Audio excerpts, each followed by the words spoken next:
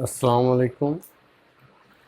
আমি মোহাম্মদ হারুনুর রশিদ, সহকারী অধ্যাপক, হিসাব বিজ্ঞান বিভাগ, মীর আব্দুল করিম কলেজ, মিরপুর, কুষ্টিয়া। স্নেহের ছাত্রছাত্রীবৃন্দ, আশা করি তোমরা ভালো আছো। মহামারী করোনার মধ্যে আজকে আমরা আরেকটি ক্লাস নিচ্ছি, হিসাব বিজ্ঞান দ্বিতীয় পত্র থেকে অংশীদারি কারবারের হিসাব।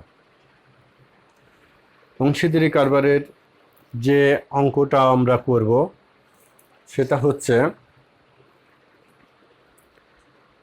অংশীদারি কারবারের মূলধন বন্টন ও অংশীদারদের মূলধন নির্ণয় করো। আবু, লাবু এবং অঙ্কটা আমি পড়ছি। আবু, বাবু এবং লাবু একটি অংশীদারি কারবারের তিনজন অংশীদার। তাদের মুনাফা বন্টনের অনুপাত ছিল 3:2:1। 2020 সালের 1 জানুয়ারি তারিখে অংশীদারদের মূলধন ছিল আবু 4 লক্ষ টাকা, বাবু 3 লক্ষ টাকা এবং লাবু 4 লক্ষ টাকা। বছরের মাঝামাঝি সময়ে লাবু ব্যবসায় 50,000 টাকা ঋণ সরবরাহ করে। সার্বক্ষণিক দায়িত্ব পালনের জন্য আবু ও লাবু যথাক্রমে 8,000 ও 6,000 টাকা মাসিক বেতন পাবেন। মূলধন ও উত্তোলনের উপর বার্ষিক 5% হারে সুদ ধার্য করতে হবে। প্রত্যেক মাসের শেষ তারিখে আবু 12,000, বাবু 6,000 এবং লাবু 6,000 টাকা নগদ উত্তোলন করেন। আবু ও বাবু যৌথভাবে লাবুকে এই মর্মে নিশ্চয়তা প্রদান করে যে বাবু তার বেতন ও মূলধনের সুদ ছাড়াও লাভের অংশ বাবুর কমপক্ষে 70,000 টাকা পাবে। করণীয়: ক. পরিবর্তনশীল মূলধন পদ্ধতিতে লাভ লোকসান আবন্টন হিসাব নির্ণয় করো। খ. পরিবর্তনশীল মূলধন পদ্ধতিতে আবু ও বাবুর মূলধন হিসাব তৈরি করো। গ. স্থায়ী মূলধন পদ্ধতিতে লাভুর মূলধন হিসাব ও চলতি হিসাব তৈরি করো। তাহলে আমরা কি কি করতে হবে আমরা পেয়ে গেলাম। আমরা এবার আসি অঙ্কটার সমাধানে।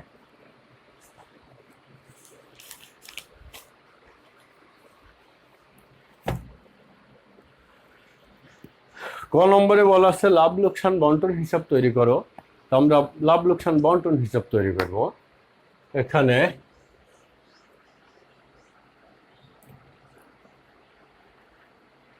আবু,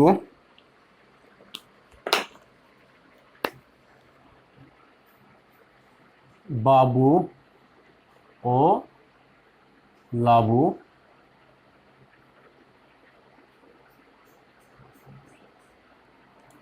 লাভ লোকসান বন্টন হিসাব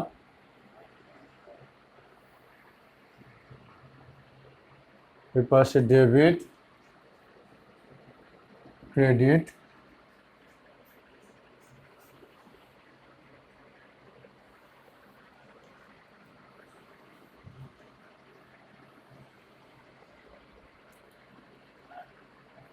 নেট লাভ 4 লক্ষ,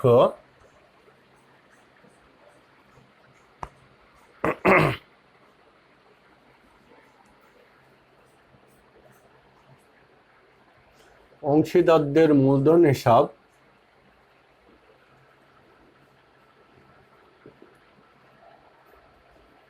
মূলধনের সুদ আবু, বাবু, লাবু। আবুর 20,000, বাবু 15,000, লাবু 20,000। অর্থাৎ 4 লক্ষর 5% করলে 20,000, 3 লক্ষ টাকার 5% করলে 15,000। এভাবে সর্বমোট হয় 55,000।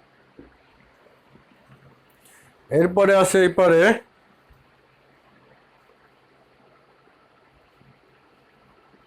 বেতন। বেতন পাচ্ছে কে কে? আবু আর লাবু। তাহলে আবু, লাবু। আবু পায় 7,000 টাকা করে 12 দিয়ে গুণ করলে 8,000, 8 12 96,000। লাভ উপায় 6,000 গুণ 12 72,000। তাহলে সর্বমোট হয় 1,68,000। ঋণের সুদ পাইকে লাভু ঋণের সুদ পায় কত? 1,500 টাকা। 50,000 টাকার ঋণের কোনো সুদের হার দেওয়া নাই। যখন ঋণের সুদের হার দেওয়া না থাকবে তখন ঋণের উপর 6% হারে সুদ ধরব।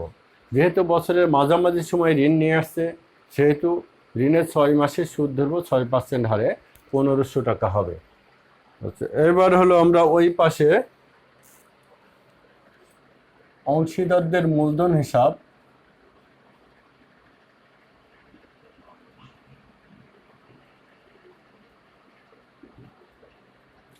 উত্তোলনের সুদ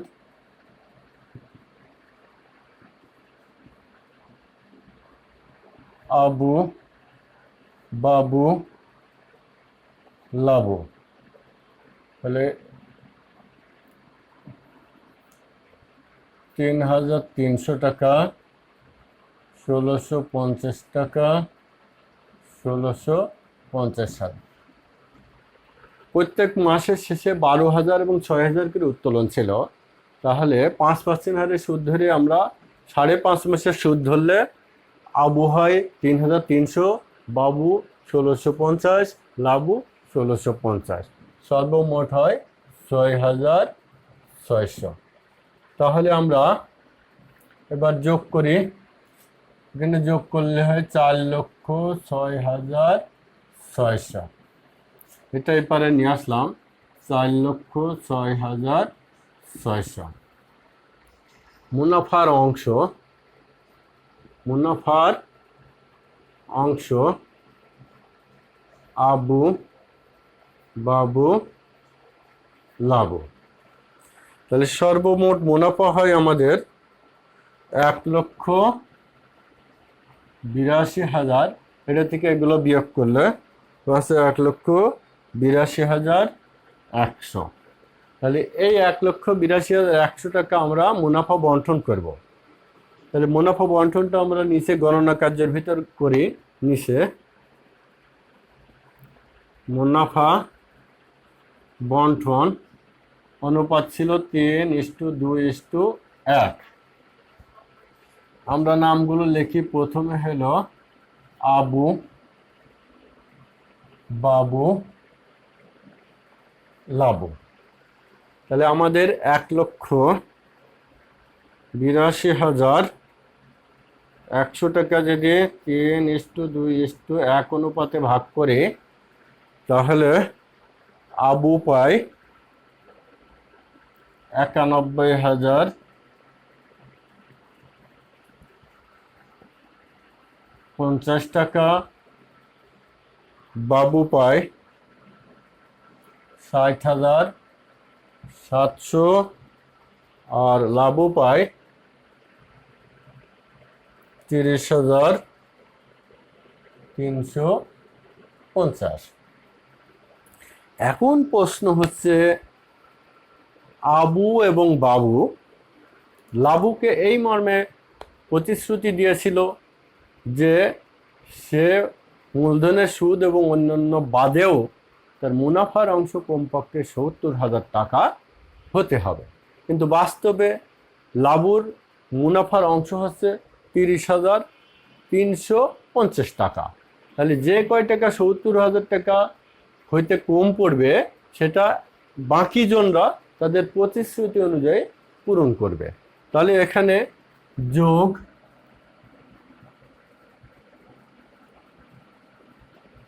প্রতিশ্রুতি, তাহলে প্রতিশ্রুতি কত হয়?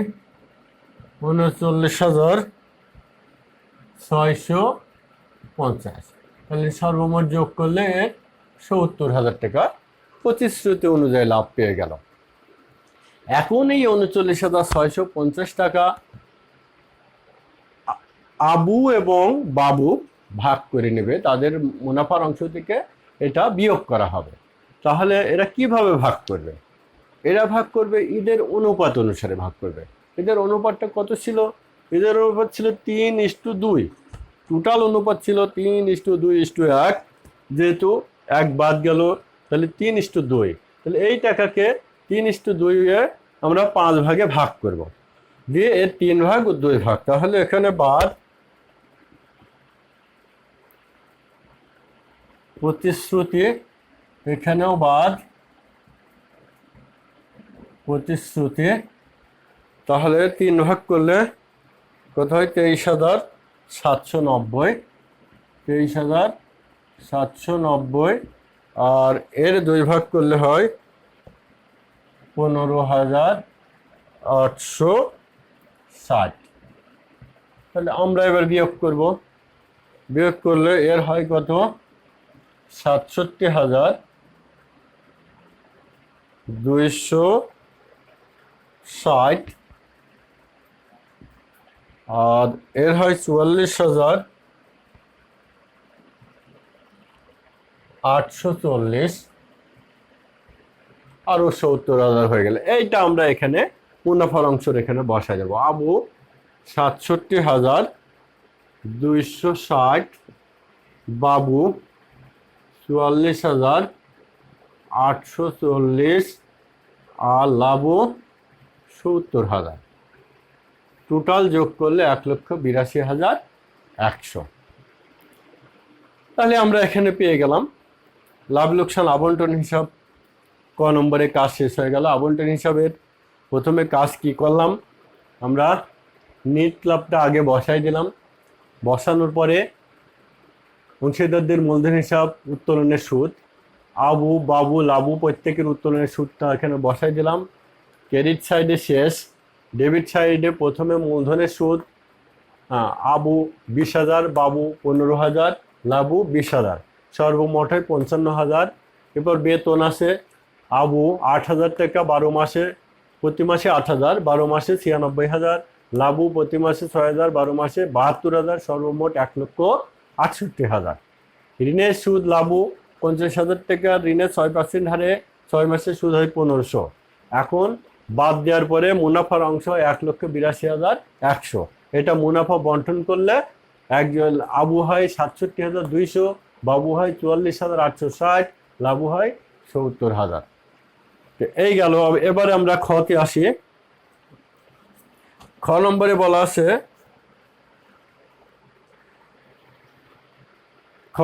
বলা আছে, আবু ও বাবুর মূলধন হিসাব তৈরি করো। তাহলে আমরা মুছি।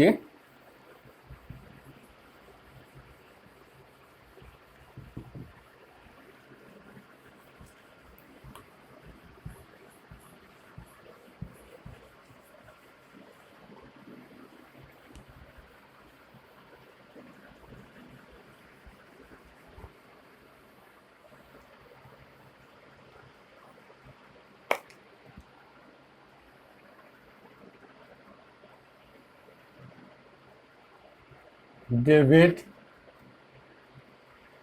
তারিখ, বিবরণ, আবু বাবু, তারিখ, বিবরণ,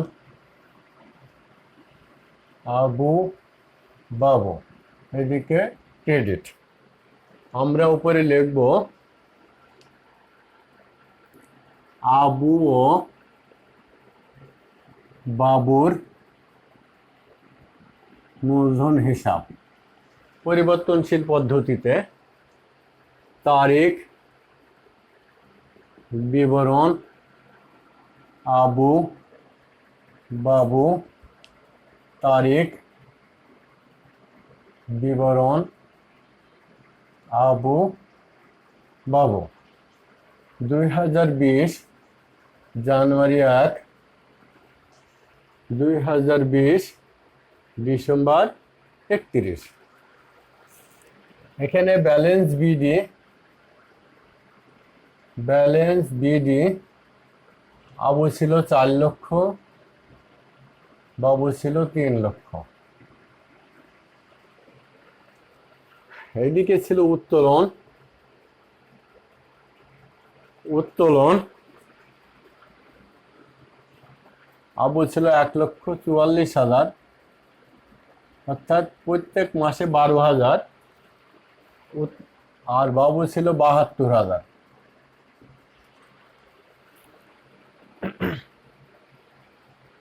এখানে লিখব লাভ ক্ষতি বন্টন হিসাব। এখানেও লিখব লাভ ক্ষতি বন্টন হিসাব ডিসেম্বর 31। তাহলে এখানে প্রথমে মূলধনের সুদ কার কত ছিল? এই ছিল 20,000, বাবু ছিল 15,000। এরপর ছিল বেতন, আবু ছিল 96,000, বাবুর কোনো বেতন ছিল না। তারপরে আছে কি মুনাফার অংশ। মুনাফার অংশ পাইছিল আবু পাইছিল 67,260, আর বাবু পেয়েছিল 44,840। এদিকে শেষ। এদিকে উত্তোলনের সুদ।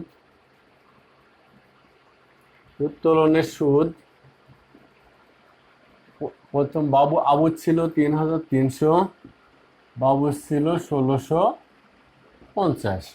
তাহলে আমাদের শেষ। আমরা এবার কি করব? যোগ করব। আচ্ছা, যোগ করলে হয় 4,83,260, 2,87,840। এই যোগফল আমরা এপারে নিয়ে আসবো। 4,83,260, 2,87,840। এখানে ব্যালেন্স সিডি। আমরা এবার ব্যালেন্স সিডি লিখব। বিয়োগ করে যেটা হবে এটা থেকে এগুলো বিয়োগ করব। বিয়োগ করলে ব্যালেন্স সিডি হয় 4,35,000, 4,35,960। আর এটা হয় 2,14,190। তাহলে এটা আমরা 2021 জানুয়ারি 1 ব্যালেন্স বিডি হিসাবে নিচে দেখাই দেব। তাহলে এখানে আসবে 4,35,960, 2,14,190। তাহলে আমরা খ নম্বরে আবু এবং বাবুর মূলধন হিসাব পরিবর্তনশীল পদ্ধতিতে আমরা করে দেখালাম। তাহলে মূলধন হিসাবে আমাদের কি আসলো? প্রথমে ব্যালেন্স বিডি, তারপরে মূলধনের সুদ, বেতন, মুনাফার অংশ। ডেবিট দিকে আসলো কি? উত্তোলন, তারপরে উত্তোলনের সুদ আর ব্যালেন্স সিডি। অঙ্ক শেষ। এখন গ নম্বরে বলা আছে যে লাভর মূলধন হিসাব এবং চলতি হিসাব তৈরি করো স্থায়ী পদ্ধতিতে। তাহলে আমরা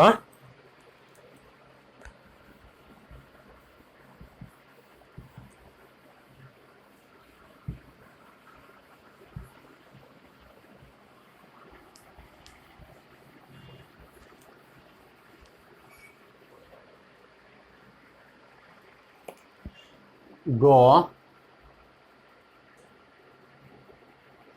লাভর মূলধন হিসাব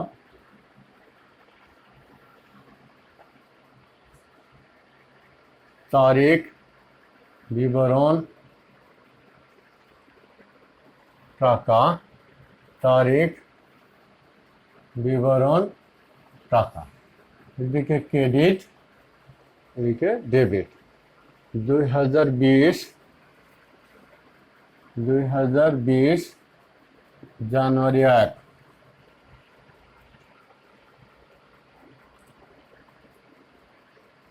ব্যালেন্স বিডি, মূলধন ছিল 4 লক্ষ। যেহেতু স্থায়ী পদ্ধতি, এই পদ্ধতিতে আর কোনো আইটেম যাবে না, যেহেতু অতিরিক্ত মূলধন নাই। আবার আমরা যোগ করলে কত হবে? 4 লক্ষ। এই 4 লক্ষ আমরা এদিকে নিয়ে আসবো। ডিসেম্বর 31, এইটার ব্যালেন্স সিডি হয়ে যাবে। ব্যালেন্স সিডি 4 লক্ষ। 2021 জানুয়ারি 1, ব্যালেন্স বিডি, এই 4 লক্ষই আমরা এখানে দেখাবো। তাহলে স্থায়ী মূলধন পদ্ধতিতে লাভুর মূলধন হিসেবে আমরা তৈরি করে দেখালাম। তো এখানে মূলধন ছাড়া অন্য আর কিছু যাবে না। এখন গ নম্বরে আরও আছে কি, লাভুর চলতি হিসাব তৈরি করো। আমরা এবারে চলতি হিসাব তৈরি করে দেখাবো।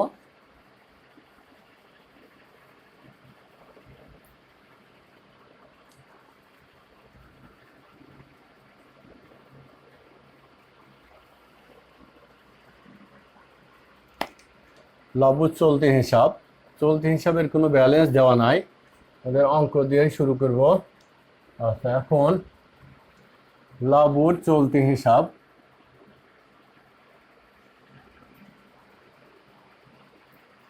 তাহলে এইদিকে আসবে হলো প্রথমে উত্তোলন। লাভুর উত্তোলন ছিল 72,000। এখানে লিখব লাভ ক্ষতি বন্টন হিসাব, উত্তোলনের সুদ। 1650 টাকা। এদিকে শেষ। ক্রেডিটের দিকে ডিসেম্বর 31, আমরা উপরে লিখব লাভ ক্ষতি বন্টন হিসাব, মূলধনের সুদ। মূলধনের সুদ ছিল কত? 20,000। বেতন 72,000। ঋণের সুদ 1500। আচ্ছা, তারপরে মুনাফার অংশ, এটা ছিল 70,000। তাহলে সর্বমোট যোগ করলে হয়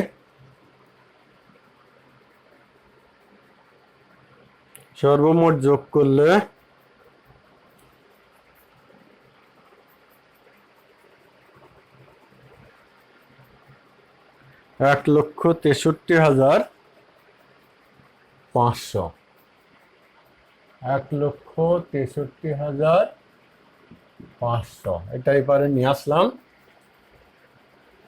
1,63,500। এখানে ব্যালেন্স সিডি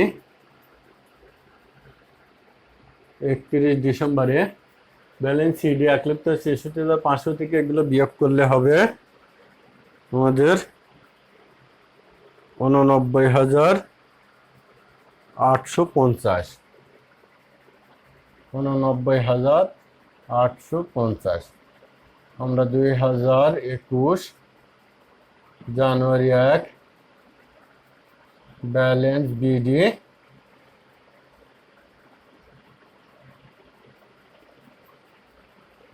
বিডি, হলো কত? 89,850। আমাদের অঙ্ক শেষ হয়ে গেল। তাহলে এখানে চলতি হিসাবে মূলধন বাদে অন্যান্য সমস্ত কিছু এখানে চলে আসলো। প্রথমে আসলো কি? উত্তোলন 72,000, উত্তোলনের সুদ 1650, ক্রেডিট দিকে মূলধনের সুদ 20,000, বেতন 72,000, ঋণের সুদ 1650, মুনাফার অংশ 70,000। সর্বমোট যোগ করে এদিকে নিজের বিয়োগ করার পরে ব্যালেন্স সিডি হলো 89,800। এটা আমরা 2021 জানুয়ারি 1 ব্যালেন্স বিডি হিসাবে 89,850 টাকা দেখাই দিলাম। তো সিনিয়র ছাত্রছাত্রী এই ছিল অঙ্কটা তোমরা বাড়িতে দেখবে এবং চর্চা করবে, আশা করি তোমরা সহজেই বুঝতে পারবে। আর বর্তমানে কুষ্টিয়াতে যে ভয়াবহ অবস্থা, মহামারী করোনা যে ভয়াবহ অবস্থা, প্রত্যেক দিন 20 জন 21 জন 17 জন করে মারা যাচ্ছে। এবং গতকালকে 5 তারিখে কুষ্টিয়াতে 432 জন নতুন রোগী শনাক্ত হয়েছে। তার মানে খুবই ভয়াবহ, বাংলাদেশের ভিতরে কুষ্টিয়ায় বিপজ্জনক। তাই তোমরা অযথা বাইরে ঘোরাফেরা না করে ঘরের ভিতরে থাকো, পড়াশোনা করো, বইপত্র দেখো, রেস্ট নাও, বাইরে দিয়ে বিপদ বাড়ায় না। আর বাইরে কোনো ক্রমে যদি যেতে হয় মাস্ক ব্যবহার করো এবং ঘরে ফেরার সঙ্গে সঙ্গে সাবান দিয়ে হাত মুখ ধৌত করো। এই বলে আমি আমার আজকের ক্লাস শেষ করছি। আল্লাহ হাফেজ।